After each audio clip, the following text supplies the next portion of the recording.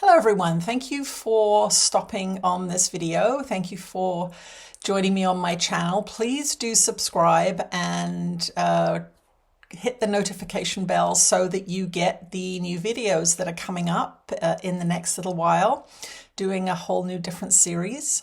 I also wanted to mention a couple of things. We have a live stream purchase available for you on channelingjesus.com. And this live stream will give you access to 4 days of in-depth channeling by Jesus and Ananda that's coming up in the second week of October. So go to channelingjesus.com and sign up for that live stream. It's a wonderful opportunity for you to get a window into the retreats we do, and it's very, very affordable for 6, 7, 8 hours of channeling information.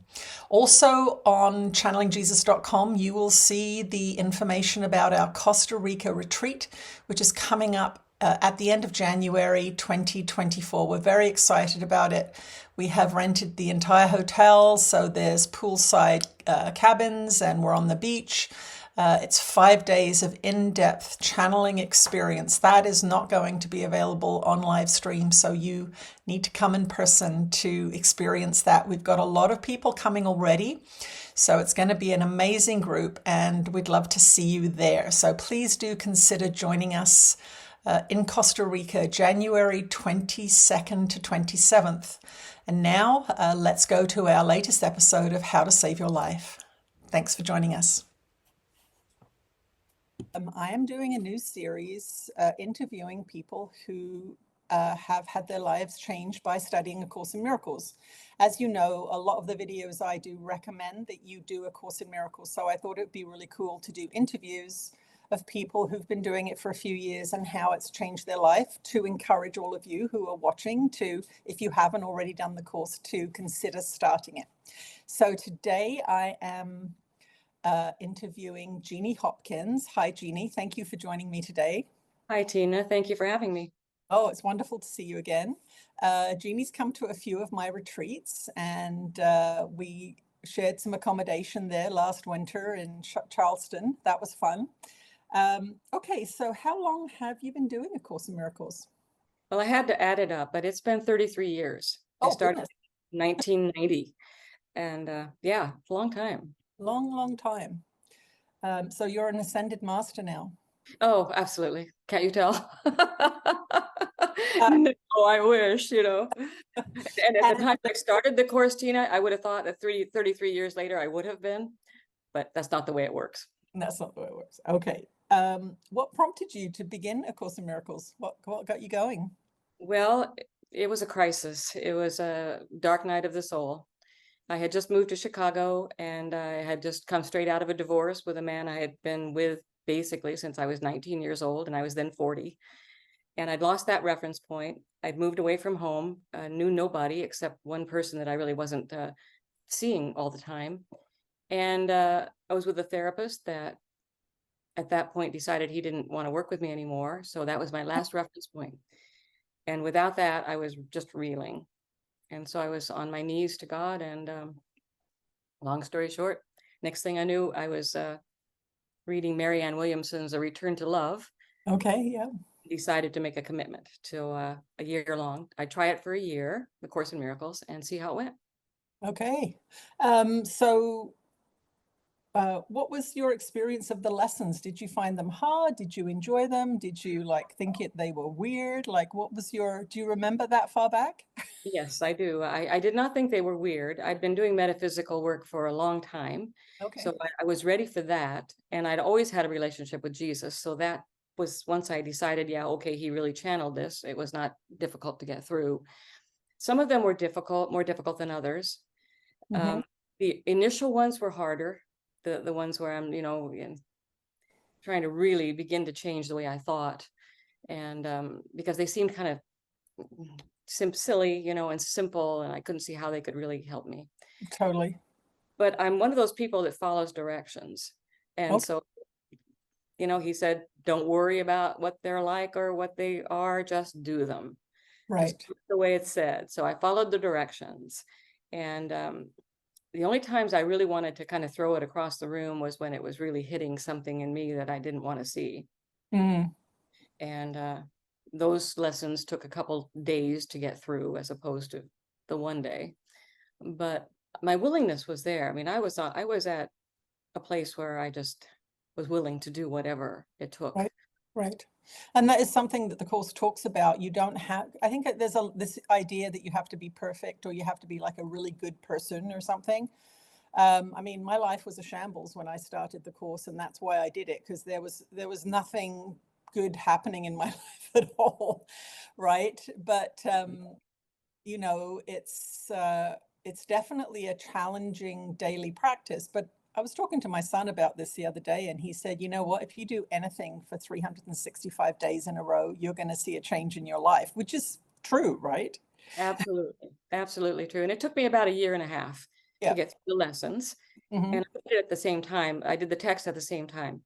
You know, Okay. every morning I would do a lesson and I would read part of the text, just a couple pages before I went to work, and I'd get quiet and try to do the lesson. And I would take with me a little piece of paper. Whether you're supposed to do this or not, I don't. I did it. I wrote down the lesson. And then eventually I bought the little cards that had it, and I'd Hmm. stick it in my pocket. And I always had a pocket. And during the day, I would pull it out so I could do it. Yes. I would have been gotten into my whatever I was doing and forgotten. And I did Yeah. not want. Yeah. Well, the principle behind it being that we're creating our lives with our thoughts and our focus, and most of us have no idea what's going on in our heads for hours at a time. I still And don't that, sometimes. well, I know, but it's sort of the beginning part of it is, oh my God, like I haven't thought of my course lesson for 7 hours, and you have no idea what you've been thinking about. Exactly. Right? So that's really the principle of the discipline, is to rein back in this crazy mind, these creative, powerful creative devices we've got. So what was your experience of the text? Because a lot of people are very challenged by the text. You know, truthfully, I liked the text. Hmm. Sometimes I only got a couple paragraphs done in that morning before I left, and then I'd read it before I went to bed too. Um, and I just thought, you know, how can it relate to the lesson? And if it didn't, I just knew that eventually I'd figure it out. Hmm. Just knew that there was something there for me. It spoke to my heart instantly. Yeah. It's like I said, I'd done a lot of metaphysical work, but this particular text, this book, it was like, yes, when I felt it, it was like, this is for me. Yes. This is for me. And Yeah. so even if I didn't understand it, I liked reading it. Yeah. I found actually, I actually didn't read anything else for 4 years when I started the. No, I wish I had done that actually. Well, I think it's because of my assignment of doing this work that I was, you know, that Ananda and Jesus were really pushing me to read it and study it. And I didn't, it was like I didn't have an option. Nothing else mattered. And for 4 years, I was like, the first book I read other than the course was The Disappearance of the Universe. Another good book. Yeah, another good book that we highly recommend. If you're thinking about doing the course, do pick up The Disappearance of the Universe by Gary Renard. Okay, let's go to a dramatic result that you know was a result of A Course in Miracles. Give us a story. Thank you. I knew this was coming because Carol sent me a list, and I had one story in mind, and then I was just meditating and this story came, and I thought that's the one, because it was so obvious that it was A Course in Miracles doing the work. I was new to Chicago, like I said, and I don't know if it was the first year I was doing the course or first or second or third, but I was doing it regularly.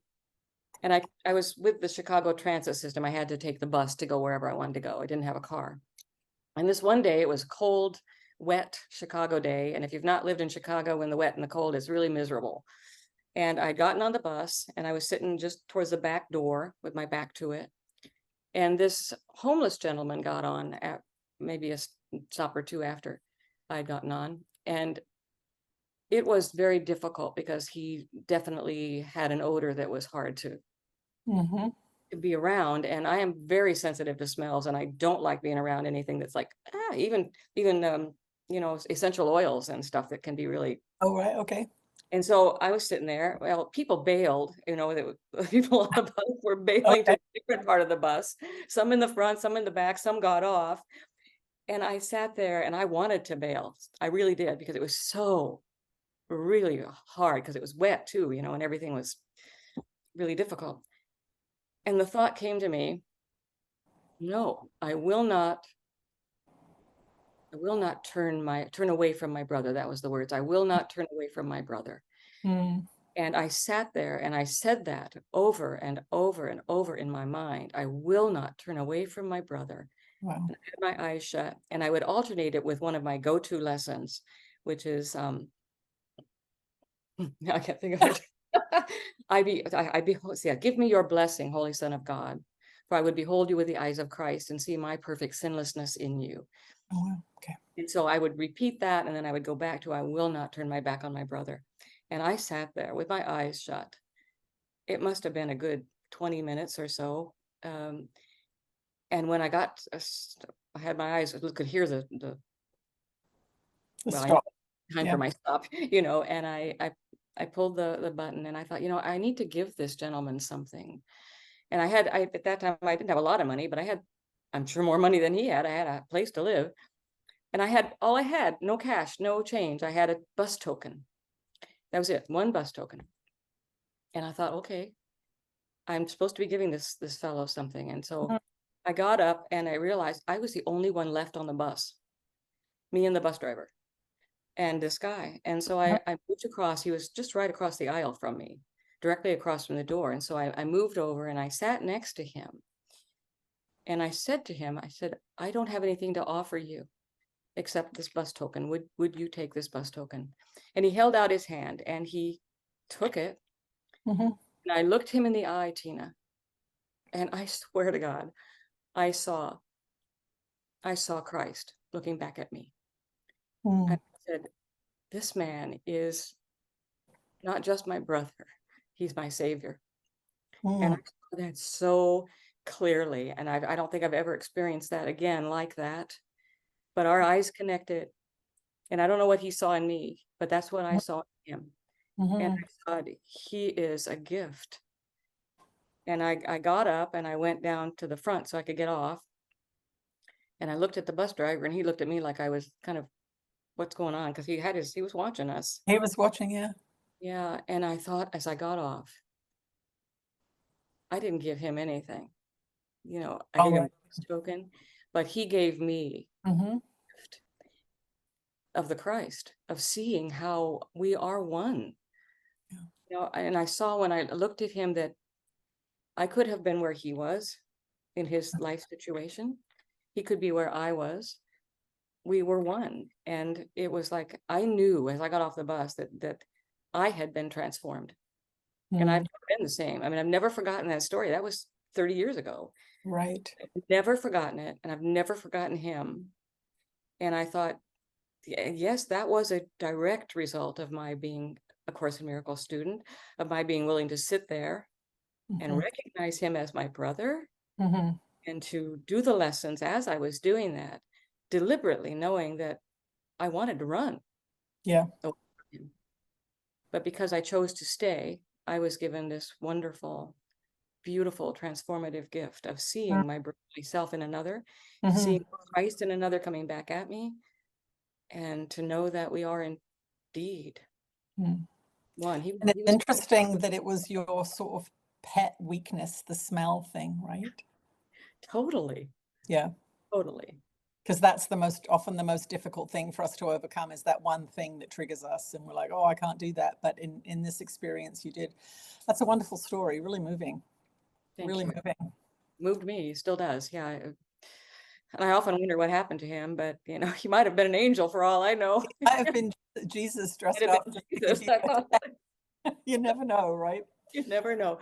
But yeah. So how in general, that's great story. That's a very specific instance, which might make people a little bit nervous, right? Because they think, oh, I don't want to deal with homeless people, or I don't want to deal with my worst thing.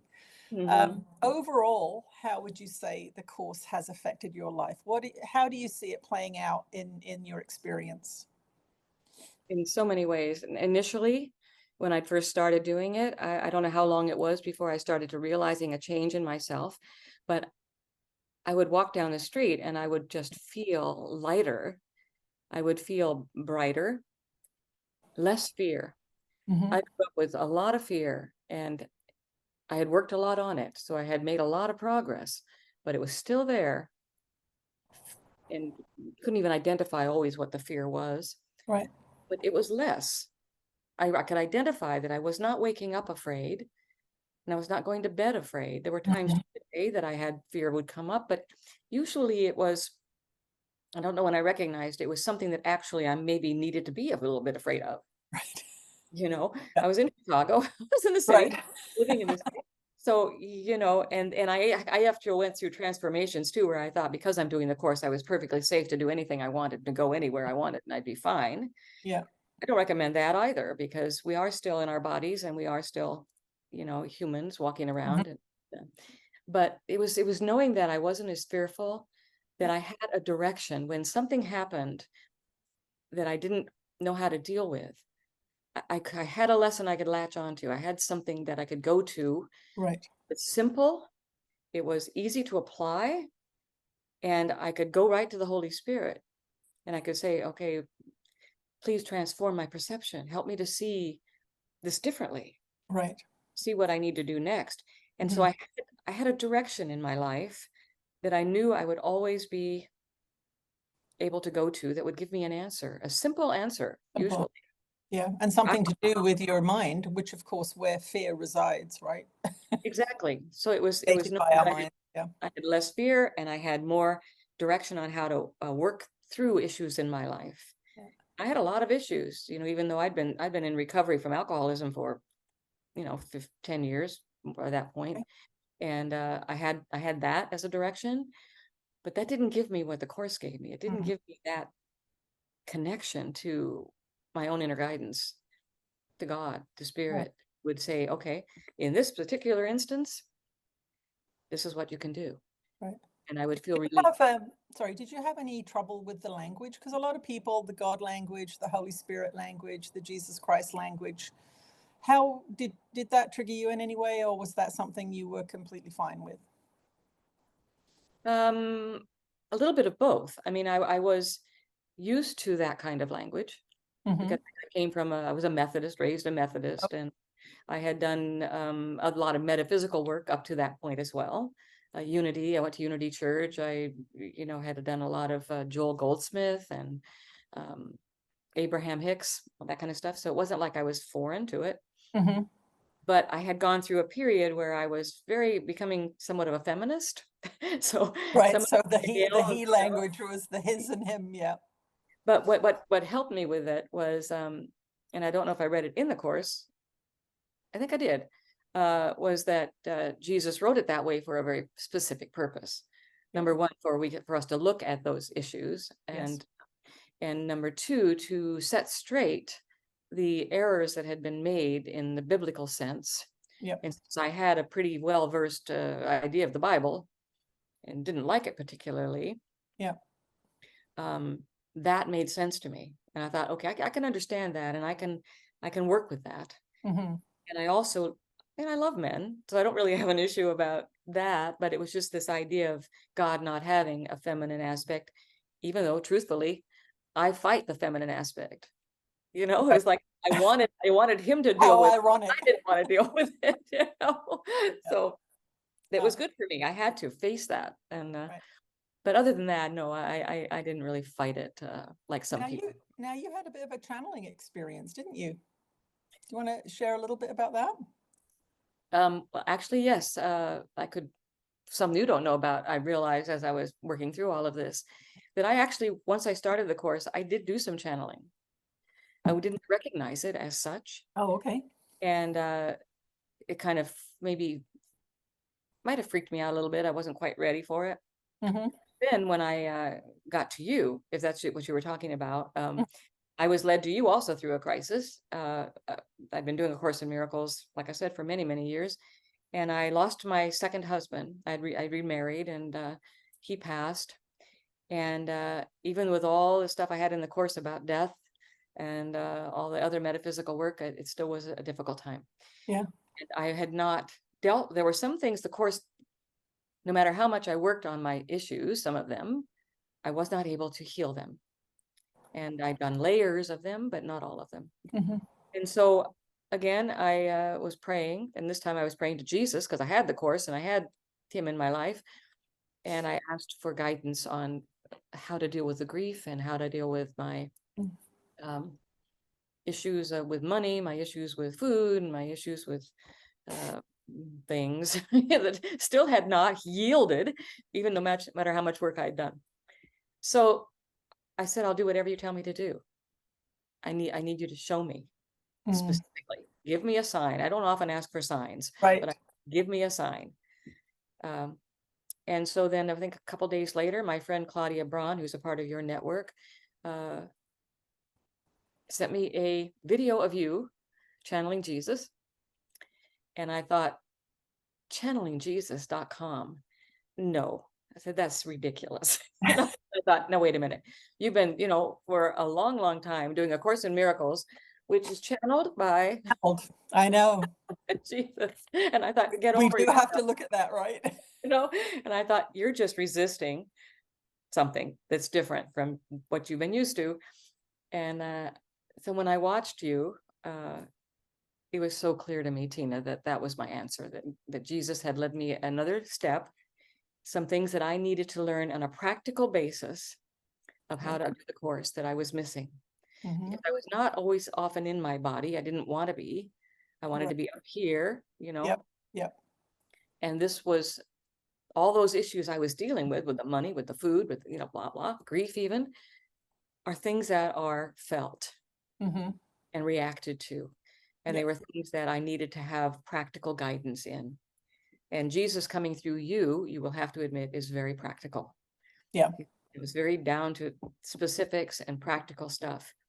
And plus, I was right there where I needed to be during the whole COVID thing as well. But I came to see you in Mexico to get shorten it up a little bit. And I went to that. I knew instantly I needed to be there because I was going to get some upgrades, because that's what they said. You're going to get upgrades if you come to this. Yeah. And I did. You did. Big upgrades. And I had some Kundalini upgrade experiences.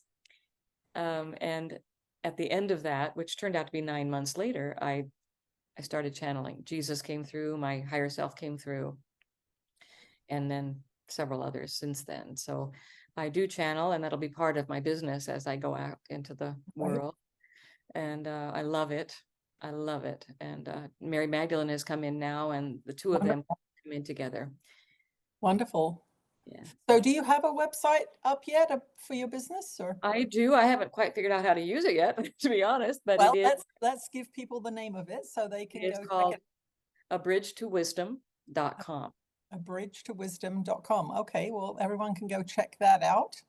And in closing, what would you like to say to people who are watching who haven't done the course or think it's too religious, or what would you say to them in terms of encouraging them to do it?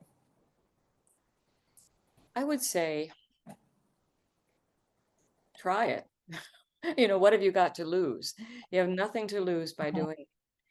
If it doesn't speak to you, you will know. You will know right away. Yeah. The language is different. It's very psychologically based. I didn't have a problem with that because I had been a counselor at one time, and it spoke that kind of language. Speaks to me.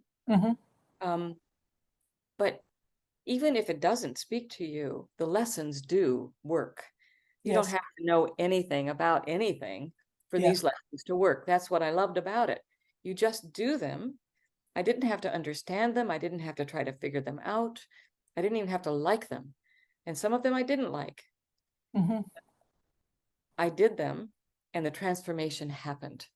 Right. You don't have to know anything special or be anyone special. In fact, that's what it's all about. We don't need to be special. We are eternal spiritual beings loved by God, and we're all one with one another. Yeah. So I would encourage people, if they're thinking about doing it, to give it a try, because it truly transformed my life. And I know many people, friends of mine, whose lives it has transformed. Gently, that's the thing. It just gently moves you from a place of fear to a thinking about fear and feeling the fear to a place of love in a way that I never could have experienced without it. It is my heart. When I think about A Course in Miracles, it's my heart. And the love that it has taught me, even when I'm still not loving myself, is like, if you keep doing this, you keep turning to the Holy Spirit, keep turning to God or Jesus or just the book even. Like, beingness, that's what I say to people is if you're having a hard time, just pick the book up and read it. You don't have to have any more than that going on if you don't want to. Exactly. Yeah. It will move you where you need to be. And each of us is is different. And so it changed my life in ways that are incalculable. And it's my go-to place. That, and now my crystal alchemy singing bowls, which Jesus comes through and Mary comes through and they play for me. So it's really fun. Oh, sweet. Wonderful, wonderful. Okay, Jeannie, well, thank you so much for sharing your story. It's really wonderful and lovely to see you. I'll stop the recording here and then we can have a chat afterwards. So thank you, everyone, for joining us. Do go to channelingjesus.com and check out what's going on there. We do have a retreat coming up in Costa Rica. If you feel like you'd like an upgrade, there's a in-person opportunity to join us for 5 days in Costa Rica in January. So go to channelingjesus.com, check out all the books and all of the videos. There's definitely a lot of material there to help you on your journey. So I'll see you again soon. Thanks. Bye-bye. Bye.